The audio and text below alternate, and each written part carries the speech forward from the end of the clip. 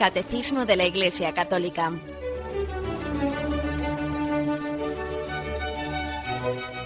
Un programa dirigido por Monseñor José Ignacio Munilla, obispo de San Sebastián.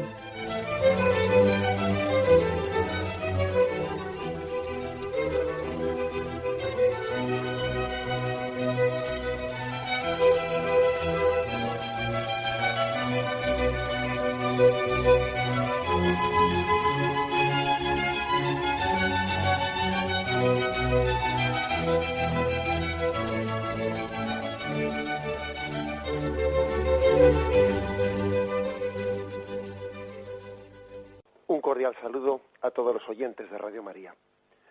Un día más, con la gracia del Señor, proseguimos el comentario del Catecismo de nuestra Madre la Iglesia. Estamos en los inicios de la segunda parte del Catecismo referida a la liturgia y a los sacramentos. Habíamos dejado ayer sin terminar el punto 1075, con el que se concluía la parte referida a la catequesis y la liturgia. Dice en este punto: la catequesis litúrgica pretende introducir en el misterio de Cristo.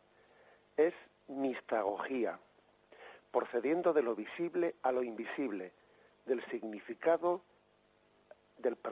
signo a lo significado, de los sacramentos a los misterios. Esta modalidad de catequesis corresponde hacerla a los catecismos locales y regionales. El presente catecismo, que quiere ser un servicio para toda la Iglesia, en la diversidad de sus ritos y sus culturas, enseña lo que es fundamental y común a toda la Iglesia, en lo que se refiere a la liturgia en cuanto a misterio y celebración, primera parte, y a los 7 sacramentos y los sacramentales, segunda sección. O sea que, digamos, la parte esta de la liturgia y los sacramentos se dividen en 2 partes. La primera sección habla de la liturgia en cuanto a nivel genérico, digamos, qué es el misterio de la liturgia, y ya en la segunda sección entra ya en concreto sacramento por sacramento. Bien, aquí el catecismo dice, nos está recordando que estamos aquí examinando un catecismo que es lo que se llama el catecismo mayor. Es decir, la Iglesia ha hecho un esfuerzo pues impresionante, ¿no?, de escribir este catecismo, que es como una especie de compendio de nuestra fe. Esto es lo que hay que creer. Ahora, evidentemente, si nosotros trasladásemos este catecismo pues, a este nivel, ¿no?, pues a los niños de las parroquias y etcétera, etcétera, y a cualquier persona también que se le diese este libro en manos sin ninguna ayuda, sin ninguna explicación, se le caería de las manos, claro. O sea, es decir, la Iglesia, en este catecismo que estamos aquí explicando, no ha hecho un esfuerzo de pedagogía. Eso lo deja, o sea, de pedagogía me refiero de cómo explicar estas cosas, ¿no? Esto lo deja pues para los catequistas locales, para las conferencias episcopales, para los que igual estamos aquí explicando un programa como este del catecismo. O sea, la Iglesia aquí se ha limitado a dar los contenidos. Estos son los contenidos. Es decir, esto es lo que hay que creer. Tú tienes que hacer un catecismo que se conforme a estos contenidos. Ahora, tú ten libertad de ver qué imágenes utilizas o qué formas de expresión, etcétera. Adáptate también al nivel de las personas a las que te estás dirigiendo, pues quizás utilizando más un tipo de imágenes, otras, o tal o cual. O sea, esta es lo que dice aquí el catecismo. Este es un catecismo mayor y su intención es principalmente la intención doctrinal de transmitir los contenidos. Cosa muy importante, porque es verdad que este catecismo la Iglesia tiene que hacerle ahora un segundo esfuerzo, que es el aspecto de decir, a ver cómo decimos esto a los niños, a ver qué formas tenemos de expresión que los niños pues no se aburran, esto, el otro, de más allá. Bien, eso es muy importante, es verdad. Pero, ojo, es más importante el tener los contenidos claros, porque de poco serviría que haya una persona que sea muy habilidosa para entretener, entre comillas, y digo esa palabra con intencionalidad, ¿no? De poco serviría hacer una catequesis muy activa y muy no sé qué para entretener a los niños o entretener a las personas, si no se les está transmitiendo contenidos claros. O sea, si no se sabe en qué creer, la verdad es que perdemos el tiempo en el cómo decir. es más importante en el qué creer que el cómo decir. Quien tiene claro, ¿no?, el don de cuál es mi fe, yo creo que no es tan difícil buscar las formas de expresión. El Espíritu Santo ya le iluminará a ver cómo transmite, etcétera. Acordaros de lo que decía el Evangelio, y no estáis pensando en lo que decir, que el Espíritu Santo pondrá en vuestras palabras, ¿no?, en vuestros labios las palabras adecuadas. Bueno, pues algo así también ocurrirá con respecto a cómo transmitir la fe, a la catequesis, etcétera. Eso no quiere decir que no tengamos que hacer un esfuerzo de pensar y pedagógico, interpretemos las palabras en su contexto, ¿no? Pero yo creo que en la situación actual en la que estamos, si uno tuviese que entre estos dos aspectos que elegir, que no hay por qué elegir porque los dos son importantes, qué creer y cómo transmitir, pero a mí me parece que si hubiese que elegir entre estas dos cuestiones, yo creo que tenemos más crisis en qué creer que en cómo decir. Cuando uno recibe el don de adherirse a la fe plenamente, o sea, de adherirse a la fe católica, el cómo decir, bueno, pues eso yo creo que es más fácilmente solucionable. Lo malo es que a veces yo creo que como no tenemos claro cuál es nuestra fe, nos prodigamos en un esfuerzo de hacer unas técnicas así nuevas de transmisión, etcétera, pero vacías de contenido, ¿no? Vacías de contenido, y a veces pues puede haber unas catequesis en las que después de hacer muchos juegos y muchas cosas, y uno acaba diciendo, bueno, y aquí al final, ¿qué es lo que queríamos decir al niño o al joven o al adulto? Es decir, ¿qué contenido de fe se le transmite para que él se adhiera a él? Por eso este catecismo mayor en el que estamos no es un catecismo que nos hable del cómo transmitir, sino se nos habla de en qué creer. En qué creer. Bien, y dice que la catequesis litúrgica lo que pretende es introducirnos en el misterio de Cristo. Es decir, de la liturgia podemos y debemos hacer una catequesis. Es una auténtica escuela, la liturgia bien celebrada, una escuela en la que se aprenden muchísimas cosas, ¿no?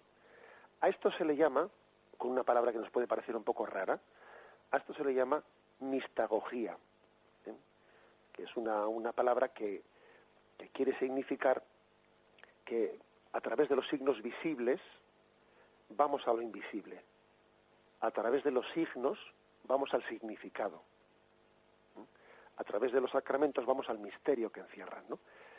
La mistagogía, pues, es una catequesis que va en el sentido inverso al que recorrió, pues, el Señor para venir a nosotros.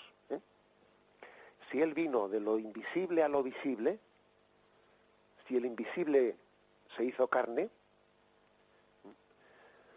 si Él nos dio signos para que creyésemos, nosotros recorrimos como el camino contrario. Pues nosotros de lo visible vamos a lo invisible, del signo al significado, del sacramento al misterio que esconde, ¿no? Estamos recorriendo, pues, en esta catequesis el mismo camino que Dios Padre recorrió en Jesucristo para llegar a nosotros, lo recorremos, pero en sentido contrario. Es como que Él tendió un puente para llegar a nosotros y pasó por ese puente hasta nuestra orilla. Bien, pues nosotros ahora por ese mismo puente caminamos hacia la otra orilla. Es una catequesis que, como dice aquí, cada uno tiene que tener pues la habilidad, y creo que es muy hermoso, ¿no? Es muy hermoso que a veces deberíamos, creo que también, tener momentos en los que la Santa Misa dediquemos algunos días a la explicación del significado de muchas partes de la misa. O sea, ¿por qué el sacerdote da un beso al altar? ¿Por qué el sacerdote se ha arrodillado en este momento? ¿Por qué el sacerdote hace el lavatorio de las manos? ¿Por qué el sacerdote se inclina y pronuncia esta palabra? ¿Por qué se responde la asamblea en este momento? ¿Por qué la asamblea se une? Etcétera, etcétera, ¿no? Es decir, se trata de hacer una catequesis litúrgica. Una catequesis litúrgica. ¿Por qué siempre la Iglesia pide que cerca del altar o encima del altar donde se celebra la Santa Misa haya un crucifijo? ¿Por qué tal? O sea, creo que hay una potencialidad catequética tremenda en la liturgia. Si explicásemos bien la liturgia, la verdad es que sería una catequesis inmensa, una catequesis, pero con con una capacidad de introducirnos en el misterio de Dios muy grande y sin andarnos por las ramas. Bien, este es el punto que dejamos ayer sin concluir, el de la catequesis y la liturgia. Vamos a pasar ahora a lo que es la primera sección y hacemos un momento de reflexión y pasamos enseguida.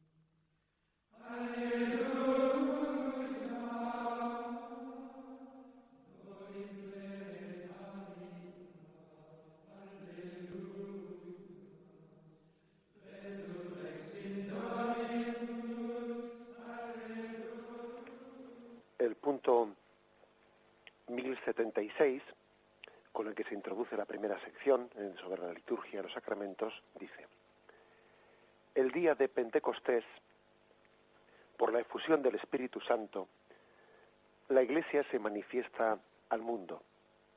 El don del Espíritu inaugura un tiempo nuevo en la dispensación del misterio.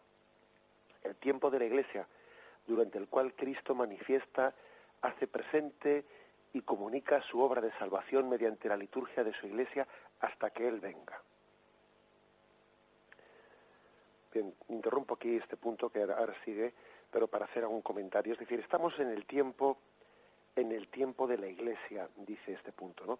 El día de Pentecostés, la Iglesia se manifestó al mundo.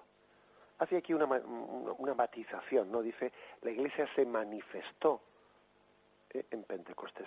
Había sido convocada por Cristo durante su vida. Cristo había ido convocando a la Iglesia cuando se rodeó de los apóstoles, los eligió, etcétera, etcétera, cuando hizo tantos signos que manifestaban una clara intención por parte de Jesucristo de convocar a su Iglesia, ¿no?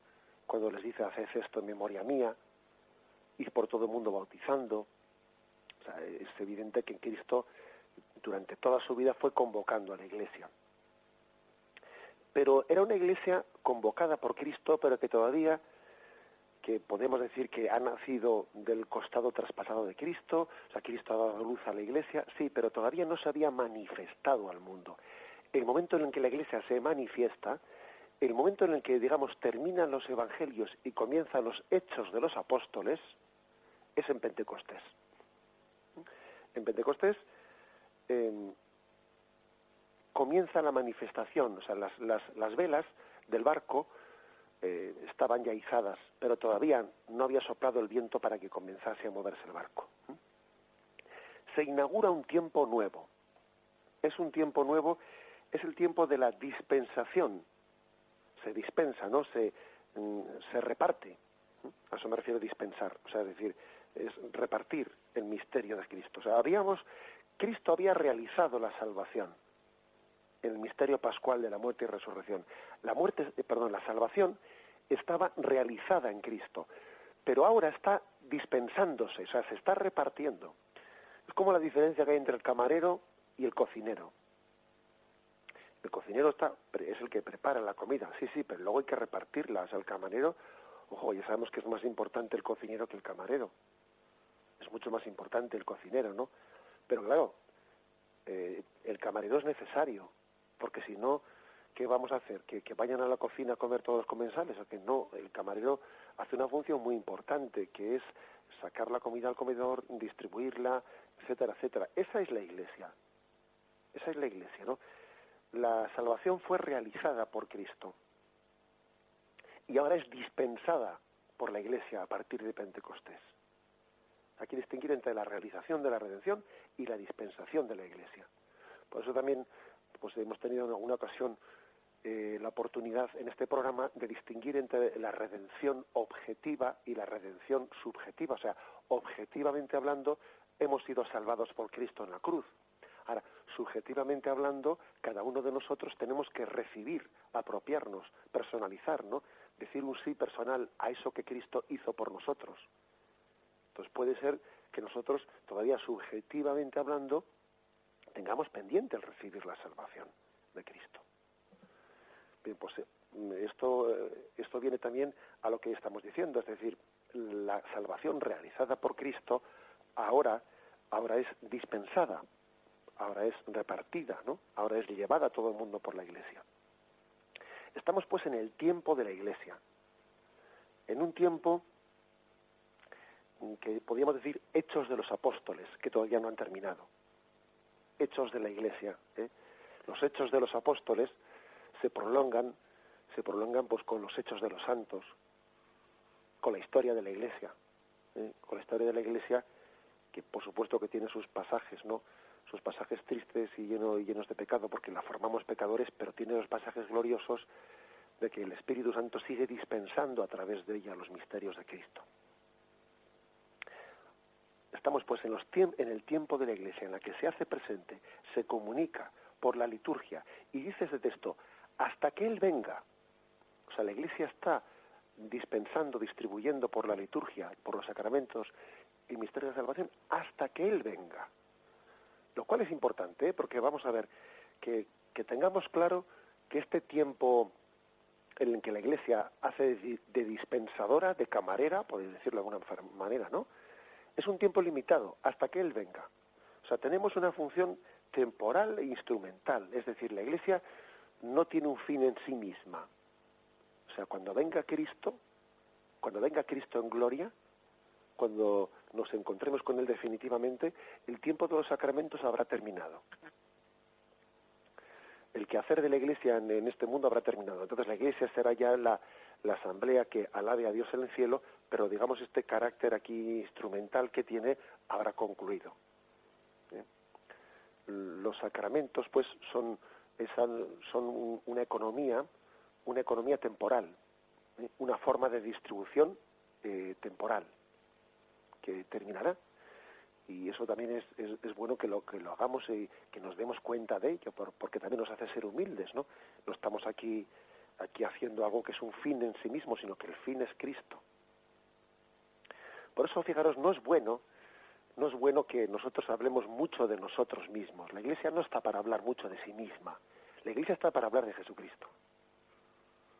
En los medios de comunicación, cuando se habla de temas religiosos, pues siempre se está que si la Iglesia para aquí, que si la Iglesia, que si el Papa, que si el Obispo, que si siempre salseando con temas de Iglesia, desconectándolos de Jesucristo. Y claro, se deforma tremendamente en los medios de comunicación pues el hecho religioso, cuando no se hace más que hablar de la Iglesia como si la Iglesia fuese un fin en sí misma. No, mire usted, la Iglesia tiene su fin como ser un instrumento que comunica los misterios de Cristo. Pero claro, curiosamente los medios de comunicación pues no les parece noticiable hablar de Jesucristo. Les parece noticiable que un obispo ha dicho, que un tal otro, pero no les parece noticiable Cristo como noticia, Cristo como gran novedad, la Sagrada Escritura como la comunicación de Dios. Y entonces deforman la información religiosa, es una deformación completa, porque es pretender hacer de la Iglesia la noticia, cuando resulta que la noticia es Jesucristo. Y la Iglesia es la vocera de Jesucristo, y no otra cosa. Ese es un problema, ciertamente, que tenemos, un problema de que los medios de comunicación, cada vez que hablan de la Iglesia, es para deformar las cosas, para coger, como se dice, el rábano por las hojas, para ir a lo accidental y no ir a lo esencial, etcétera, etcétera.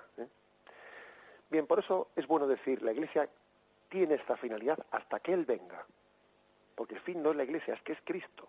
Cuando Él venga, entonces el quehacer de la Iglesia se habrá terminado. Como una madre gestante que durante 9 meses tiene a su hijo unido por el cordón umbilical, pero claro, llegará el momento del parto, cuando se corte el cordón umbilical y ese hijo se dé a luz. Así también la Iglesia lleva en su seno, como unida por alimentando por un cordón umbilical en esta economía sacramental a sus hijos. Pero el fin de esta gestación es darle a luz, no es estar toda la vida en el seno, no, es decir, la gestación tiene que llegar a buen puerto, ¿no? a buena esperanza, ¿no? Estado de buena esperanza para darle a luz.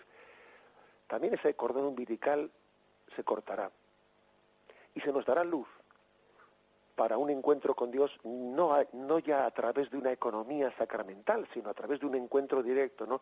De una visión intuitiva de Dios cara a cara, que ahora mismo, pues en esta vida todavía no podemos tener. Continuamos leyendo este punto. Durante este tiempo de la Iglesia, Cristo vive y actúa. Dice aquí, vive y actúa en su Iglesia y con ella, ya de una manera nueva, la propia de este tiempo nuevo. Actúa por los sacramentos.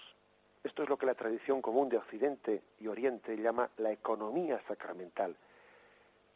Esta consiste en la comunicación o dispensación de los frutos del misterio pascual de Cristo en la celebración de la liturgia sacramental de la Iglesia. Es decir, dice aquí que Cristo en este tiempo vive y actúa. Vive en la Iglesia, actúa con la Iglesia de una forma nueva. Igual que Cristo tuvo una forma nueva de estar después de resucitado, aquellos 40 días que estuvo antes de ascender a los cielos, la forma en la que él tenía de estar con sus discípulos, sus apóstoles, era nueva, era distinta de la del Jesús prepascual, de antes de haber muerto y resucitado. Él estaba de una manera distinta, que se aparecía, se desaparecía, era una forma distinta. Estaba con ellos, pero no le podían tener de continuo, ¿no? Bien, pues igual que también Cristo estaba de una manera distinta antes de ascender a los cielos, una vez resucitado, también ahora está de una manera distinta, la propia de este tiempo, que es la sacramental. Es una forma distinta de estar presente. A los apóstoles también se les haría distinto, o sea, aquellos 40 días en los que Jesús estaba resucitado, pero no podían controlarle, ¿no? O sea, es decir, no sabían en cada momento dónde estaba. Bien, también nosotros nos tenemos que acostumbrar a esta nueva forma de estar Cristo presente entre nosotros, sacramentalmente. También necesitamos caer en cuenta de cómo buscarle en ese tiempo en los sacramentos. A esto se le llama la economía sacramental. Como ya hemos dicho en alguna ocasión, la palabra economía, pues quitemos esa reminiscencia que tiene nosotros, no, esa referencia al aspecto pues de los dineros, que no se refiere a eso, sino se refiere a la forma de estar presente, forma de dispensarse, forma de darse a través de los sacramentos. Esta es, por lo tanto, la explicación básica, ¿no?, en la que viene a decirse que en la tradición tanto de Oriente como de Occidente hay liturgias distintas. Sabemos que la Iglesia Católica ha permitido ancestralmente, no únicamente el rito latino, que es el mayoritario, no es el que en España se celebra, por ejemplo, ¿no? Pero bueno, también, por ejemplo, en España existía el rito hispano-mozárabe, hispano-mozárabe, que todavía en Toledo se conserva alguna capilla en la que se celebra. Bien, esos son, digamos, ritos litúrgicos distintos, ¿no? Y aunque el hispano-mozárabe, pues es un rito que ya ha dejado de tener, una vigencia, es más bien en España, pues ahora mismo es más bien un resto histórico, que se conserva en alguna capilla, pero no deja de ser un resto histórico. Sin embargo, en muchos lugares de Oriente sí que hay ritos litúrgicos en plena vigencia, aprobados por la Santa Sede, que a veces nosotros nos pensamos que son ortodoxos. No, son plenamente católicos muchos de ellos, pero con un rito litúrgico diferente. Bueno, a esto se refiere este punto del catecismo cuando habla de la tradición litúrgica de Oriente y de Occidente, pero eso es lo de menos, o sea, es decir, el rito litúrgico es lo de menos, porque el hecho de que se realice con el rito latino otro tipo de rito oriental son ritos que expresan la misma fe católica, ritos que están reflejando la misma fe, aunque sean contradicciones distintas, pero la misma fe expresada en formas de hablar, en formas de celebrar la liturgia de una manera diferente. Bien, lo vamos a meditar y continuamos enseguida.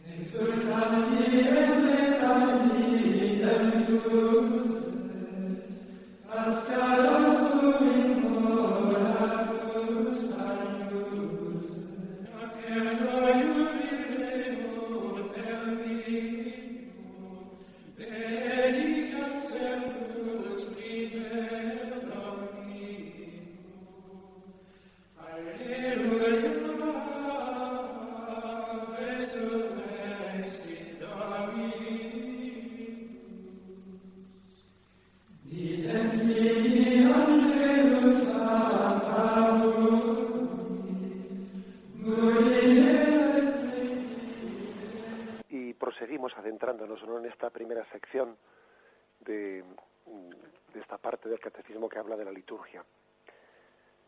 Antes de entrar en el punto 1077, ¿no? Permitidme que me quede en el título aquí que se ha puesto en el epígrafe, ¿no? Dice: el misterio pascual en el tiempo de la Iglesia, la liturgia, obra de la Santísima Trinidad. Pues tiene bastante que comentar este título, ¿no?, que se le ha puesto, ¿no? La liturgia, obra de la Santísima Trinidad. Digo que tiene mucho que comentar porque, claro, generalmente nosotros nos pensamos que la liturgia es una obra nuestra, ¿eh? que como si fuese nuestra iniciativa el hacer gestos litúrgicos, ¿no? Vamos a hacer una serie de ritos en el que nosotros, por nuestra iniciativa, nos comunicamos con Dios, ¿no? Y nos olvidamos de lo que dice la Sagrada Escritura: no sois vosotros los que me habéis elegido a mí, soy yo el que os he elegido a vosotros. Es decir, la liturgia es antes una obra de Dios, de la Santísima Trinidad, que una obra nuestra. La liturgia, al fin y al cabo, tiene muy poco de palabra de hombre, por no decir nada. O sea, desde el nombre del Padre, del Hijo, del Espíritu Santo, amén, el Señor esté con vosotros. Si os fijáis, todo el contenido de la liturgia pues es un contenido revelado, revelado. Antes es una obra de Dios que una obra de los hombres, ¿no? Eso es muy importante. Imaginaos qué sería de un camarero, por continuar con el ejemplo que hemos puesto antes del cocinero y el camarero, qué sería de un camarero que sale con la bandeja de la cocina, ¿no?, con todo aquello que ha sido cocinado, ¿no? Y acordaros de que el cocinero era Jesucristo y la camarera era su Iglesia. ¿Qué sería del camarero que sale con la bandeja de la cocina y por el camino va cambiando, quitando o poniendo eso que le han dado a él en la cocina, ¿no? Pues estaría siendo un traidor, estaría deformando, O sea, es decir, la liturgia, no somos dueños de la liturgia. La liturgia es una obra de la Santísima Trinidad que la Iglesia dispensa. Esta idea es muy importante, ¿no? De lo contrario, a veces no, pues nos puede parecer como que tenemos que hacer en la liturgia una especie de exhibicionismo personal, y eso es un error, es un error. Es más, cuanto menos protagonismos personales tengamos, mejor. Eso no quiere decir que el sacerdote no tenga que hacer una labor pedagógica de intentar explicar los ritos, de intentar también predicar de una manera que explique la palabra de Dios. O sea, eso no quiere decir, ojo, no estoy diciendo que no tenga que haber un esfuerzo pedagógico. Por supuesto que tiene que haberlo. Pero fijaros, un esfuerzo no para explicarse uno a sí mismo, su ideología, su forma, lo que a él, no, sino para explicar la liturgia, la obra de Dios. Un esfuerzo no para explicarme, sino para explicarle a él, para que Cristo en su liturgia sea comprensible a la gente, para que todos los ritos que se hacen, ¿no?, y todo el contenido de la palabra de Dios pues no sea extraño a la gente. Un contenido para explicarle, no para explicarme. Que yo cuanto más oculto esté, mejor, mejor. Pues porque tenemos que decir también, los que celebramos la liturgia, seamos los que la presidimos o los que participáis en ella, que tenemos que, como es una obra de la Santísima Trinidad, tenemos que aplicar el mismo principio que dice San Juan, ¿no? Conviene que Él crezca y que yo disminuya. También nosotros, celebrando la liturgia, tenemos que aplicar ese principio. Me llama pues la atención, ¿no?, este título, la liturgia, obra de la Santísima Trinidad. Y es una iniciativa de Dios, ¿no?, el introducirnos, ¿no?, en ese lenguaje con Dios, que es el lenguaje sacramental. Bien, pues el punto 1077 que vamos a leer, curiosamente, es un punto que el catecismo no dice nada más que lo que hace es extraer un texto de la palabra de Dios. Es curioso, no lo había visto yo hasta este punto 1077. El catecismo extrae Efesios 1, versículo del 3 al 6, y lo pone íntegramente, como diciendo, aquí está dicho todo, sobre el Padre como fuente y fin de la liturgia, como la Trinidad, fuente y fin de la liturgia. Entonces, extrae Efesios 1, 3, 6 y dice así: Bendito sea el Dios y Padre de nuestro Señor Jesucristo, que nos ha bendecido con toda clase de bendiciones espirituales en los cielos, en Cristo, por cuanto nos ha elegido en Él antes de la creación del mundo, para ser santos e inmaculados en su presencia, en el amor, eligiéndonos de antemano para ser hijos adoptivos por medio de Jesucristo, según el beneplácito de su voluntad, para alabanza de la gloria de su gracia con la que nos agració en el amado. Los siguientes puntos irán desgranando distintos aspectos para entender ese texto, pero nosotros, aunque sea, vamos a hacer una primera aproximación a este texto, ¿no?, en el que se ve, ¿no?, como el Padre, la Trinidad, ¿no?, pues es la fuente y el fin de la liturgia. Vamos a hacer pues una aproximación. Lo primero es que nos demos cuenta de que es un texto en el que se habla del plan de Dios. Dios tenía un plan. Dios tiene un plan. Cosa muy importante, porque no tenemos que pensar que nosotros somos fruto de un azar, de una casualidad. No. Dios tenía un plan desde el principio con nosotros. No somos fruto de algo que necesariamente ha sido. No, podía no haber sido. O sea, Dios no tenía ninguna necesidad ni obligación de habernos traído. Si lo ha hecho, ha sido consciente y libremente, y porque tenía un plan. Esto creo que es muy importante. No estamos aquí porque sí, sino que hemos sido meditados y decididos libremente. O sea, somos hijos plenamente deseados de Dios. Somos hijos plenamente deseados. Aquí no existe el concepto hijo no deseado. Ante Dios ese concepto es inexistente. También habría que decir que debería de ser inexistente en el matrimonio. En la palabra, para un cristiano no debería de existir la palabra hijo no deseado. Eso también se ha dicho de paso, pero bueno, ahora no toca hablar de eso. Un cristiano tampoco debería de admitir en su matrimonio la palabra hijo no deseado. Será hijo no programado, pero hijo no deseado no lo digas jamás, porque tú deseas lo que Dios quiera, y si Dios lo quiere, si Dios te lo da, tú quieres la voluntad de Dios y adelante, ¿no? Bien, pero bueno, eso no toca hoy. Aquí lo que toca decir es que todos somos hijos deseados de Dios. Hijos que formamos un plan de Dios. Un plan, fijaros que viene a decir, según el beneplácito de su voluntad, dice ese texto de Efesios. Es decir, según la voluntad divina libre. Que Dios es libérrimo, o sea, que también esto es importante que lo digamos, O sea, que Dios perfectamente podría no habernos creado, ¿no? Y estamos aquí por una decisión libre, y no seremos nunca suficientemente agradecidos para decirle a Dios, gracias por mi existencia y por tu plan conmigo, porque tú me has traído con un plan de amor. O sea, soy fruto de un plan de amor de Dios. Ese texto pues de Efesios es potentísimo, ¿no? Potentísimo porque nos descubre no sé, pues la razón de nuestra existencia.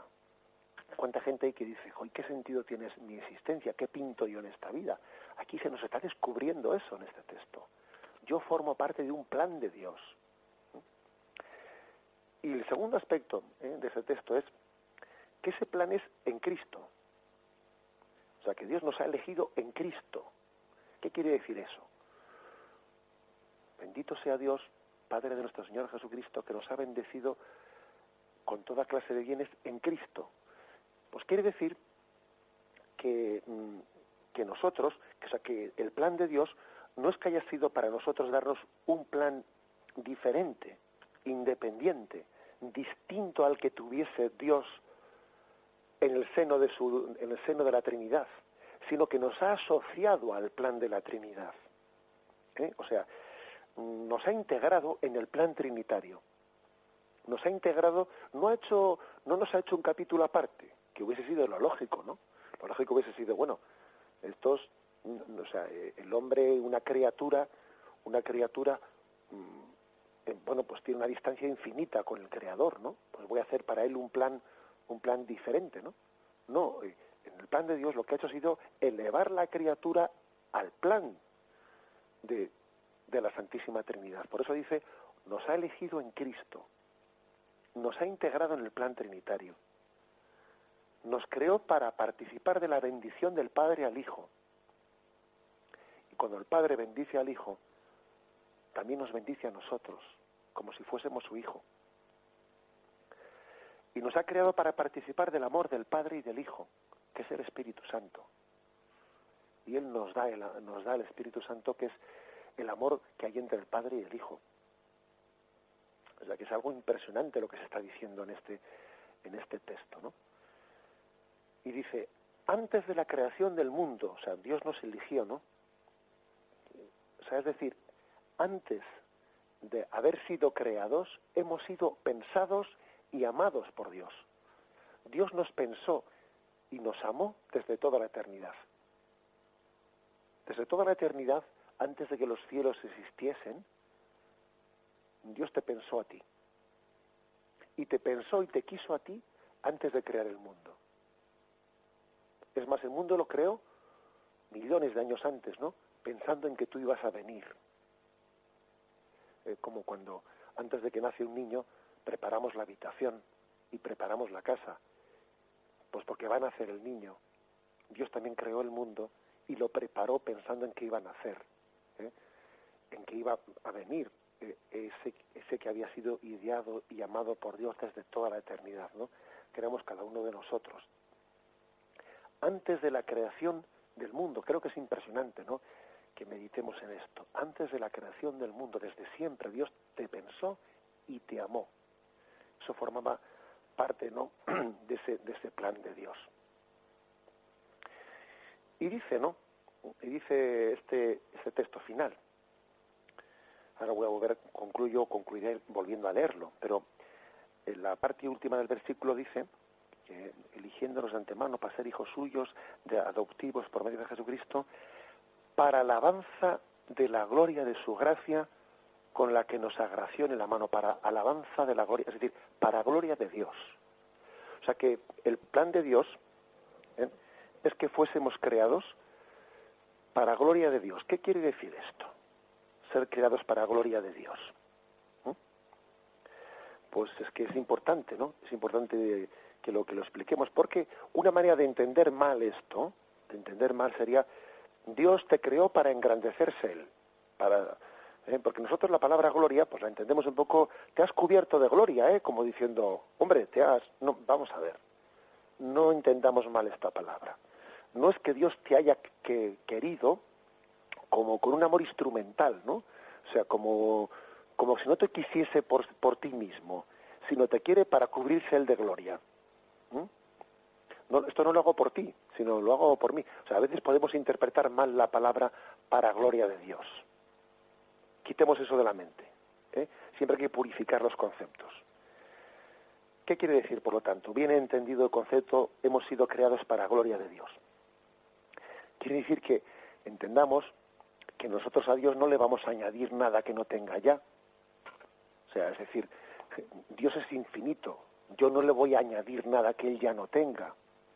Yo lo que hago es manifestar la gloria de Dios, pero no le voy a añadir nada que Él no tenga, ¿eh?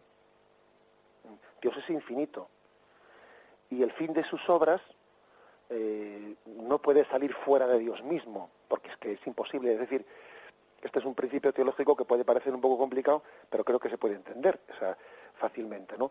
Es decir, Dios es infinito de manera que así como nosotros se nos dice, sal de ti mismo y olvídate de ti y ocúpate de otra cosa. Bien, Dios es tan infinito que Él, la finalidad de cualquier obra que Él realiza no sale de sí mismo, porque es que Dios es infinito, o sea, Dios lo abarca todo, lo abarca todo. Dios no puede, en ese sentido, hacer nada que salga de sus límites, porque Él es infinito y todo, y lo cubre todo. Bueno, pues por eso hay que entender bien el texto para gloria de Dios, no para que nosotros le añadamos a Dios, ¿no? O para que Él reciba una especie de engrandecimiento que sin mí no tenía. Eso es absurdo. Dios lo tiene todo, ¿eh? Cuando decimos que Dios nos creó para gloria de Dios, queremos decir con eso, es para manifestar el amor de Dios y entendiendo además que la gloria de Dios coincide con el bien del hombre. Gloria de Dios y bien del hombre son una sola cosa. Nosotros es que tendemos a pensar que este me quiere para su gloria, como si fuese, ¿qué te voy a decir yo? No, me quiere para su bien. Pues es que en el caso de Dios, es que el bien de Dios es el bien, la gloria de Dios es tu bien. ¿O qué te piensas? ¿Que tú le ibas a dar algo a Dios que Él no tuviese antes o qué? La gloria de Dios es el bien del hombre, así de claro. O sea, Dios no tiene de nosotros nada que no tuviese. La gloria de Dios es el bien del hombre. Por eso hay que entender este concepto que hemos sido creados para gloria de Dios. Y por eso Dios nos quiere santos, y por eso el plan de Dios era hacernos santos e inmaculados. Santos e inmaculados. Por eso dice aquí ese texto, ¿no? Nos ha elegido en Él antes de la creación del mundo para ser santos e inmaculados. Porque Dios quiere transmitir no solo la existencia, sino su esencia. Y la esencia de Dios es el amor. Y Dios quiere que el hombre también sea santo, que es la manera de participar del amor de Dios. Por eso nosotros podemos decir que tenemos dos finalidades en esta vida: ser santos y dar gloria a Dios, que en el fondo es lo mismo. Es lo mismo. Las dos cosas se terminan por identificar. Glorificamos a Dios siendo santos. Y al final esas dos finalidades se funden en una sola. Bien, por eso concluyo volviendo a leer este texto, ¿no? Tan impresionante, que os invito a que leáis en vuestras casas, ¿no? Y que hagáis una meditación de él. Efesios 1, versículo del 3 al 6. Dice: bendito sea Dios, Padre de nuestro Señor Jesucristo, que nos ha bendecido con toda clase de bendiciones espirituales en los cielos en Cristo, por cuanto nos ha elegido en Él antes de la creación del mundo, para ser santos e inmaculados en su presencia, en el amor, eligiéndonos de antemano para ser hijos adoptivos por medio de Jesucristo, según el beneplácito de su voluntad, para alabanza de la gloria de su gracia con la que Él nos agració en el amado. Bien, concluimos de esta forma la explicación del catecismo de nuestra Madre la Iglesia. Nos despedimos con la bendición de Dios Todopoderoso. Padre, Hijo y Espíritu Santo, descienda sobre vosotros. Alabado sea Jesucristo.